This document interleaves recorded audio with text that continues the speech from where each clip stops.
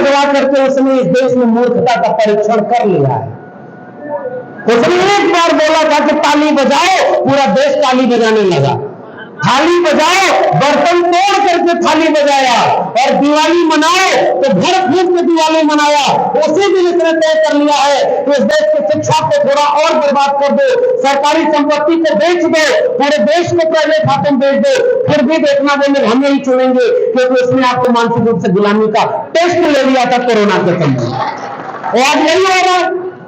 इस देश का सबसे बड़ा अखबार कहने वाला खुद को अपने पुरखों को बाबा साहब डॉक्टर भीमराव अंबेडकर जाने कितना मेहनत करके, जिस संविधान से संतुष्ट भी वो नहीं थे अंततः, और उन्होंने कहा भी, चेतावनी भी दे दी थी कि किसी भी देश का संविधान कितना भी अच्छा क्यों ना हो, अगर उसे लागू करने वाले लोग ठीक नहीं हो तो वो कागज का पुलिंदा मात्र रह जाएगा।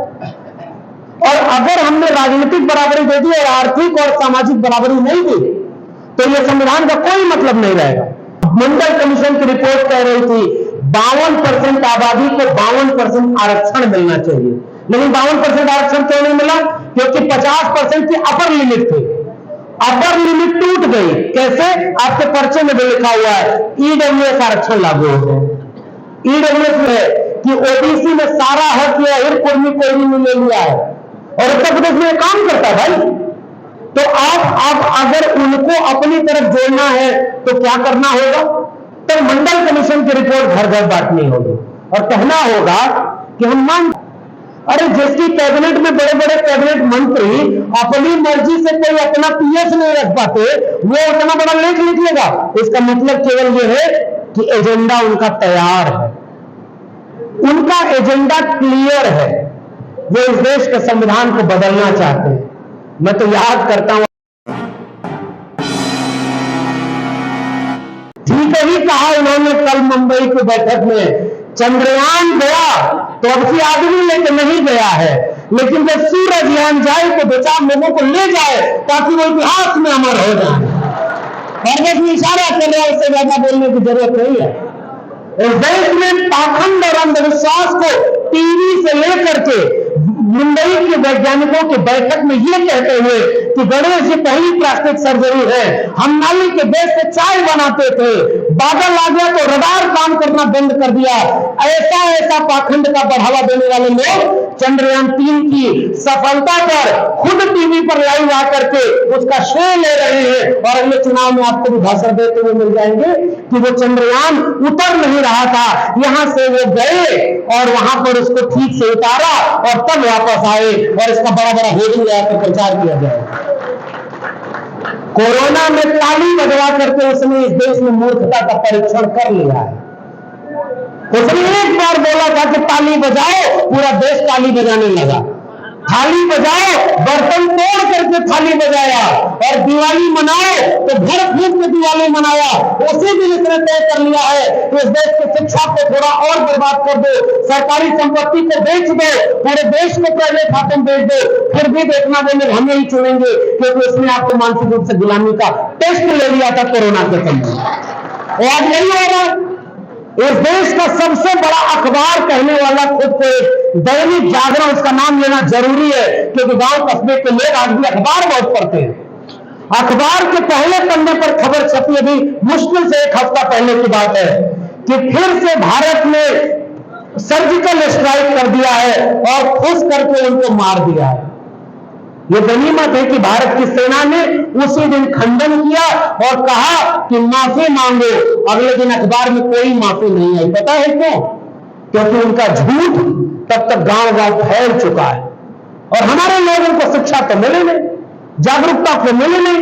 ये देश वही है जहां सोशल मीडिया नहीं था तो 90 के दशक में गणेश की मूर्तियां दूध पीने लगी और पूरे देश के लोग दूध पिलाने लगे थे। आजकल प्यास नहीं लगती क्या? आजकल क्यों नहीं जाते? क्योंकि वही दौर का पाखंड था, चला गया। अब नए नए पाखंड आपके सामने हैं, और कुछ पाखंडी लोगों को आपके बीच में प्रचार करने के लिए भेजा गया। कुछ दिन पहले आए थे ना बिहार, एक आया था उनका प्रचारक, उसी समय मैं भी आया था, और मैंने उस समय भी एक बात कही थी, इस देश में जिसको वोट देकर के आपने बड़ी बड़ी कुर्सियों पर बिठाया, भारत के संविधान की शपथ ली। उस संविधान के अनुच्छेद 51 में लिखा हुआ था कि नया भारत बनाने पर हम वैज्ञानिक चेतना का विकास करेंगे, और एक ढोंगी पाखंडी ऐसे व्यक्ति के सामने इस देश के बड़े बड़े मिनिस्टर थाली लेकर के आरती उतार रहे थे।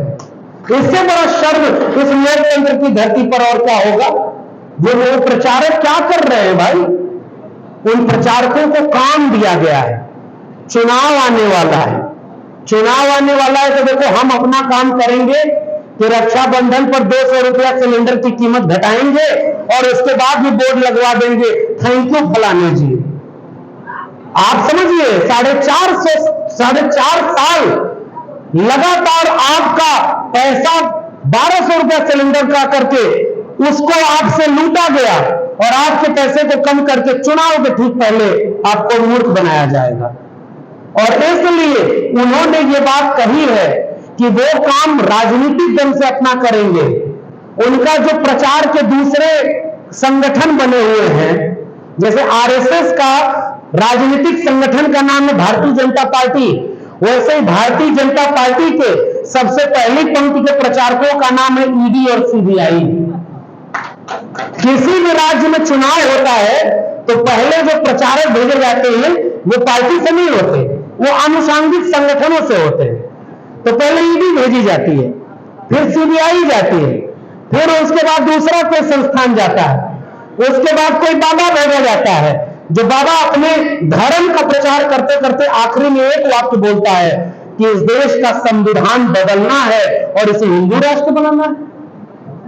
आप एक बात सोच कर देखें कि धर्म का प्रचार करने के लिए ऐसे बाबाओं को इजाजत भी वही भारत का संविधान देता है।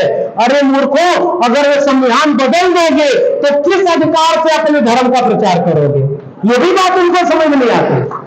और ऐसे वक्त में जब इस देश का संविधान बदलने की बात की जा रही, और सबसे बड़ा खतरा क्या है कि पहले ये बात कोई 2 दर्जे का नेता बोला करता था, कोई बाबा बोला करता था। चंद दिनों पहले इस देश के चुने हुए प्रधानमंत्री के आर्थिक सलाहकार परिषद का सबसे प्रमुख व्यक्ति एक लेख लिखता है कि भारत का संविधान अब गैर जरूरी हो गया है और अब इस संविधान को बदल देना चाहिए। ये सबसे बड़ा खतरा है, क्योंकि ये क्लियर कह दिया कि वो अगली बार जीतेंगे तो भारत के संविधान को बदल देंगे। ये साफ उनका जो अगर कैबिनेट का आर्थिक सलाहकार जैसे सबसे बड़े ओहदे पर बैठा व्यक्ति अगर कोई लेख लिख रहा है तो क्या प्रधानमंत्री और नागपुर की सहमति के बिना वो लेख लिख सकता है?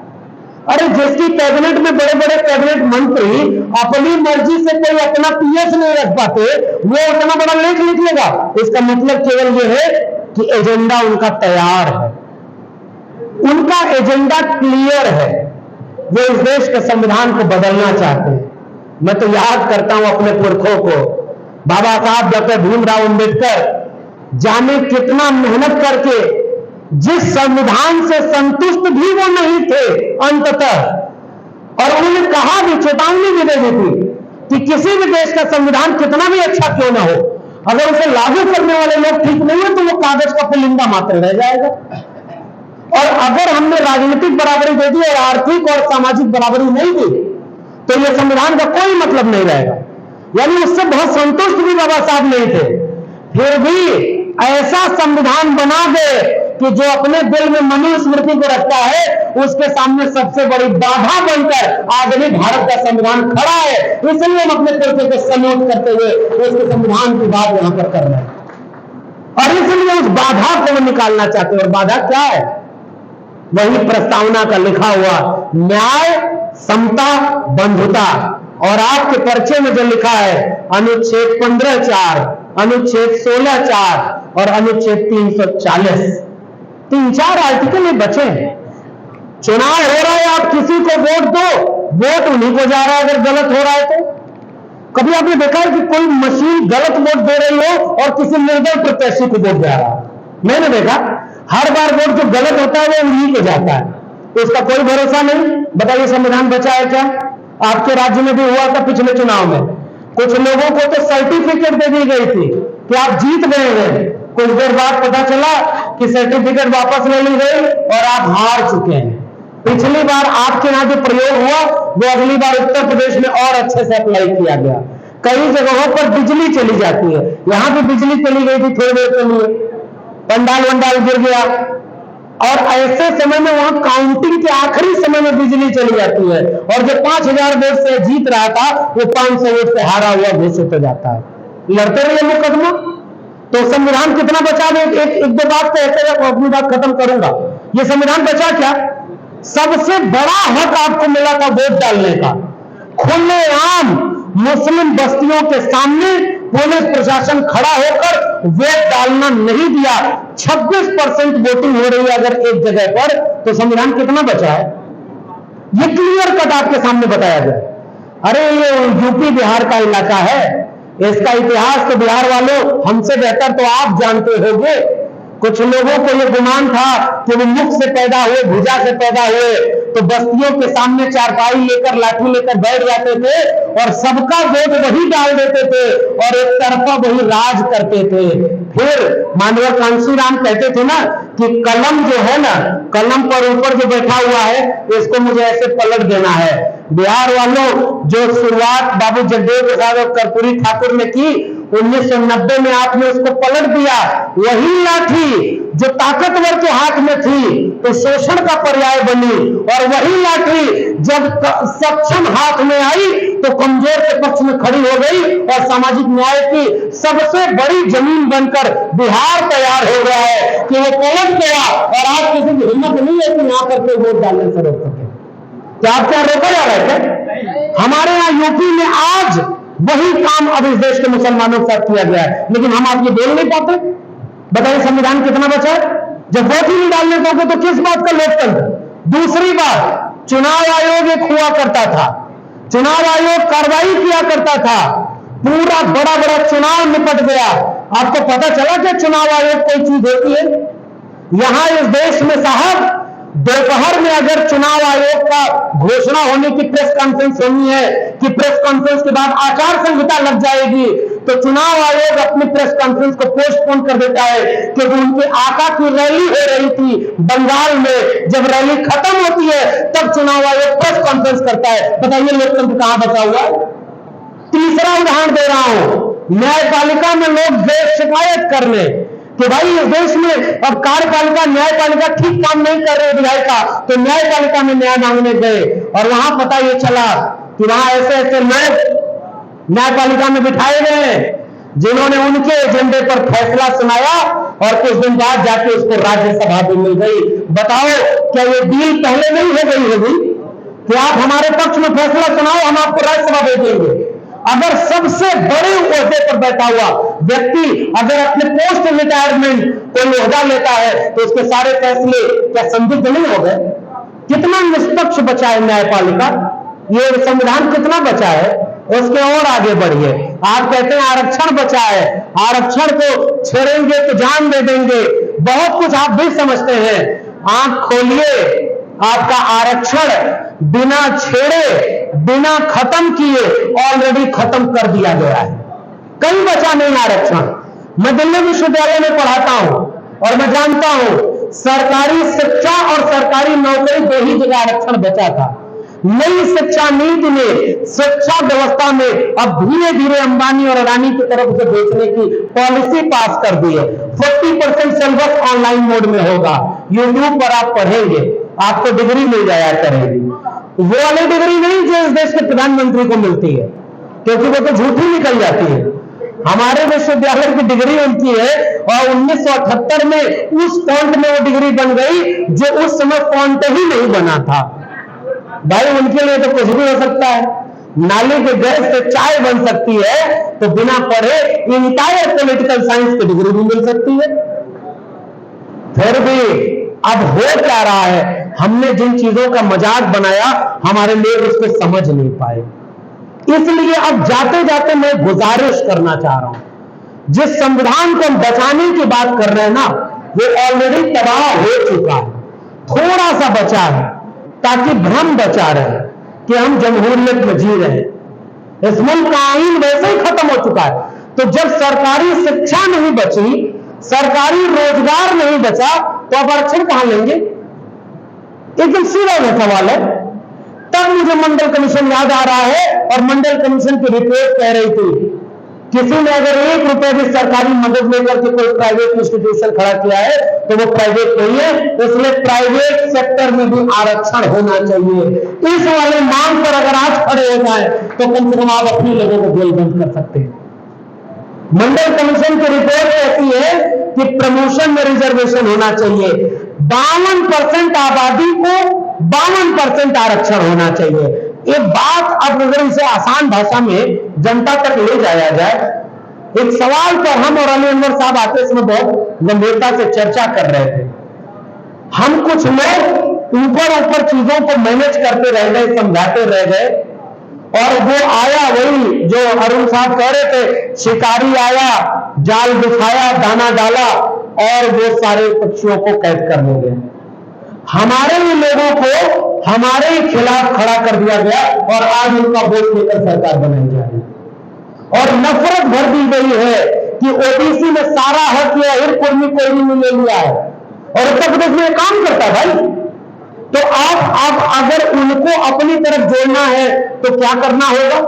तो मंडल कमीशन की रिपोर्ट घर घर बांटनी होगी और कहना होगा कि हम मानते हैं कि तुम्हारे साथ भी अन्याय हुआ, हमारे भी लोगों से गलती हुई होगी, उनको भी सरकार में मौका मिला होगा तो कुछ गलतियां हुई होंगी, लेकिन एक बात करते हैं। चलो, अब मंडल कमीशन की रिपोर्ट कह रही थी 52% आबादी को 52% आरक्षण मिलना चाहिए, लेकिन 52% आरक्षण क्यों नहीं मिला?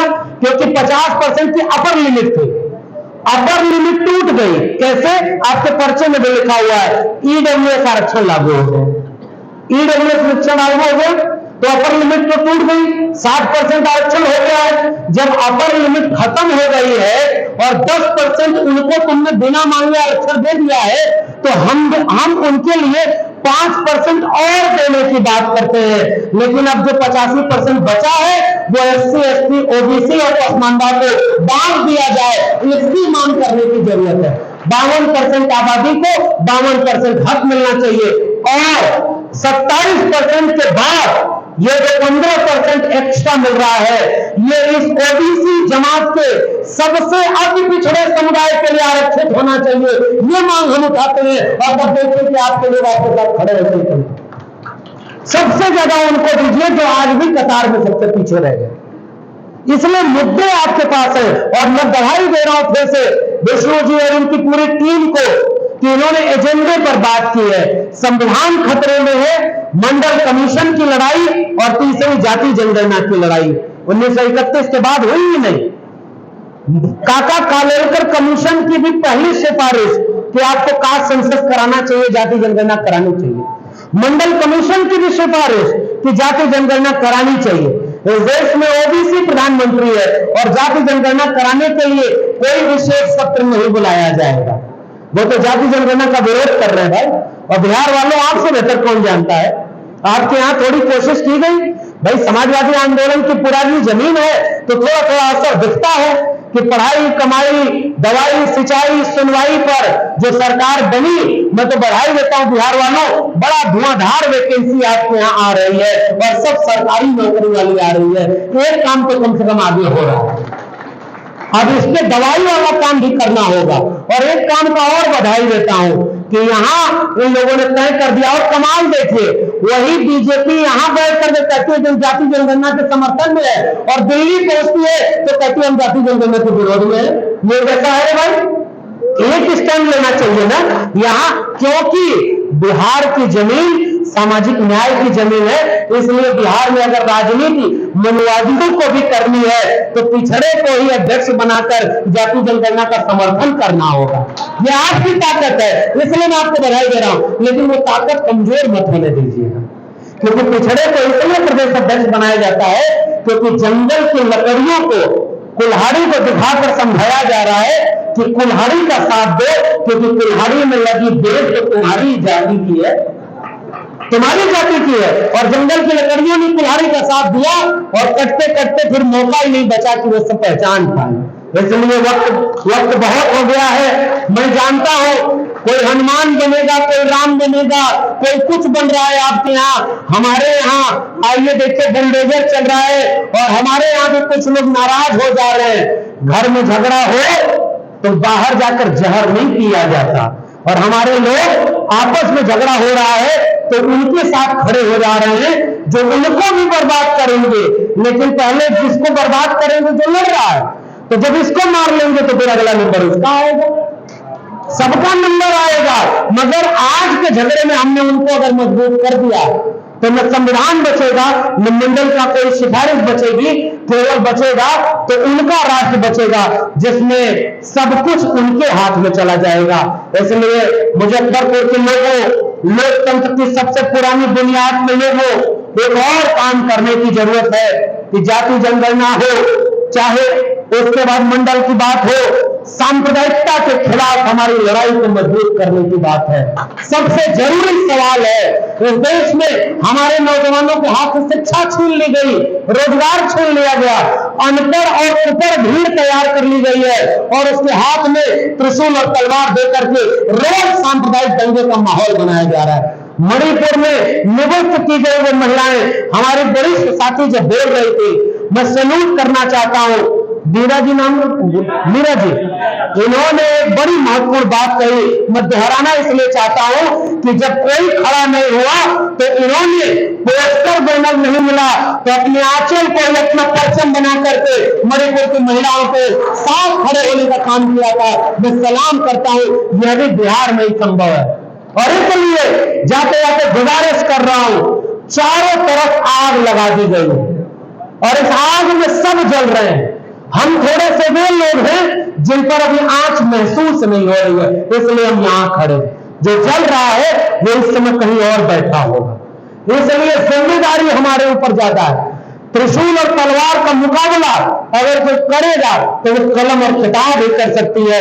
इसलिए जिनको मौका मिला है कलम और किताब पकड़ने का, समझने का, लिखने, पढ़ने, बोलने का और आगे लोगों को समझाने का, हमने लाभ लिया है मंडल कमीशन का, हमने लाभ लिया है भारत के संविधान का, हमने लाभ लिया है बिरसा, फूले, अंबेडकर, पेरियार के बलिदान का, हमने लाभ लिया है कर्पूरी ठाकुर की गालियों के और बाबू जगदेव प्रसाद के शहीद हो जाने के बाद बने हुए भारत का। तो हमारी जिम्मेदारी भी है कि उस विरासत को आग लगने से बचाना होगा, वरना ये आग हमसे एक सवाल करेगी कि आने वाले 25 साल बाद इस देश में ये नमूने लोग लोकसभा के चुनाव जीतने के लिए बड़े बड़े मंचों से कह रहे हैं 2047 में भारत ऐसा हो जाएगा, दुनिया की तीसरी अर्थव्यवस्था हो जाएगा।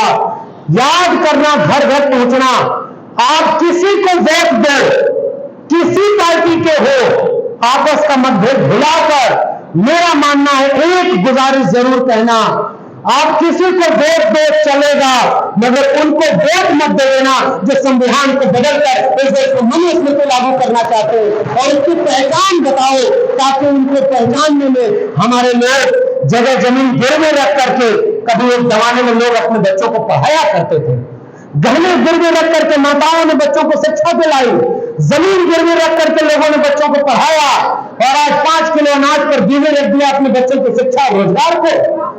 इसलिए हमें इस बात को लेकर चलना होगा, क्योंकि रोजगार, आप कल्पना करिए 80 करोड़ लोगों को अगर तुम 5 किलो अनाज दे रहे हो तो ये बताओ भारत में गरीबी बढ़ी कि नहीं बढ़ी है? ऑक्सफैम की रिपोर्ट कर रही है 1% लोगों के पास 40% संपत्ति का कब्जा हो गया, 3% लोग 50% संपत्ति कब्जा किए हुए हैं और 90% लोगों को केवल 3-4% पर गुजारा करना पड़ रहा है। एक ऐसा भारत अब बनेगा जिसमें थोड़े से लोग बचेंगे, जिनको बैंक बेच दिया जाएगा, रेल बेच दिया जाएगा, शिक्षा बेच दी जाएगी, सब कुछ बेच दिया जाएगा, वही मनुस्मृति वाला भारत बचेगा और बाकी पूरा तबका मजदूर बनेगा, किसान भी नहीं बचेगा। मुझे प्रेमचंद की कहानी पूस की रात का हल्कू याद आता है कि वो जब किसान से मजदूर बन गया तो केवल इसलिए खुश हो गया कि अब मुझे ठंडी की रात में अपने खेत की पहरेदारी नहीं करनी पड़ेगी, मगर बाद में उस हल्कू को समझ में आया कि वो जमीन का टुकड़ा जब तक बचा था तब तक वो किसान था, और जब किसी मिलकर मजदूर बन गया तो वो गुलाम बन गया है। इस गुलामी को हमारे सामने आने से रोकना होगा। इसलिए मुजफ्फरपुर के लोगों, आपने जो प्यार और सम्मान दिया है वो तो हमारे लिए नायाब तोहफा है, क्योंकि जहां मैं पढ़ाता हूं वो मेरे खिलाफ कमेटी बनाए हुए है कि इसको नौकरी नहीं देने देंगे, इसकी नौकरी छीन लेंगे, ये जाकर हमारे खिलाफ बोलता है, इसको परमानेंट नहीं होने देंगे, क्योंकि आरएसएस से ट्रेनिंग लिए हुए उनके लोग वाइस चांसलर बन गए। अली अनवर साहब से भी बात हो रही थी, जिन्होंने अपने जमीर को गिरवी रख दिया उसको बड़े बड़े ओहदे मिल गए, मगर मैंने भी ये सोचा जब अपने विरासत को पढ़ा, और अरुण जी बैठे हुए उनके सामने कबूल करते हुए कह रहा हूं, हम भी झुक गए होते अगर हम अपनी विरासत को नहीं पढ़े होते, मगर जब जब मुझे कबीर याद आते हैं, जब जब मुझे अरजत संघ याद आता है, जब जब बाबू जगदेव प्रसाद याद आते हैं, जब जब रामस्वरूप वर्मा याद आते हैं, जब जब कर्पूरी ठाकुर याद आते हैं, तो लगता है कि ये सारे लोग अगर दिख गए होते तो हमारा तो वजूद ही नहीं होता। इसलिए जितना जितना किस बात का हम खड़े रहेंगे और इन मनवादियों के खिलाफ आखिरी दम तक लड़ाई लड़ेंगे, केवल इसलिए क्योंकि जंगल में आग लगी तो एक चिड़िया अपनी चोंच से आग पर पानी डाल रही थी। इस कहानी के मजमून को गांव गांव पहुंचाइएगा और लड़ने वालों की हिम्मत बनिएगा।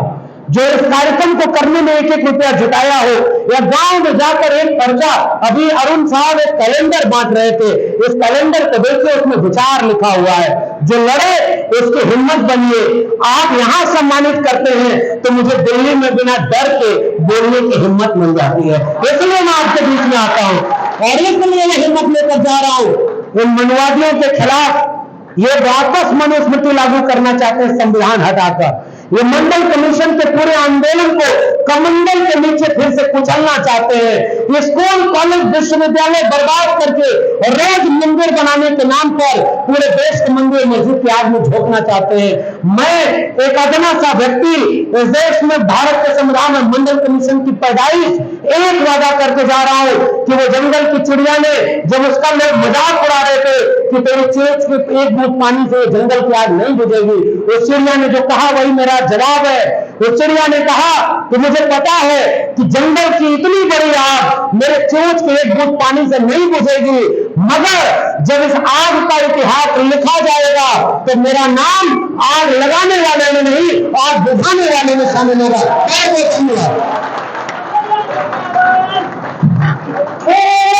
शीर्ष न्यूज का वीडियो को ज़्यादा से ज़्यादा लाइक करें, कमेंट्स करें और ज़्यादा से ज़्यादा शेयर करें, चैनल को सब्सक्राइब करें और बेल आइकन ऑल सेलेक्ट करें ताकि आपको वीडियो मिलता रहे। धन्यवाद।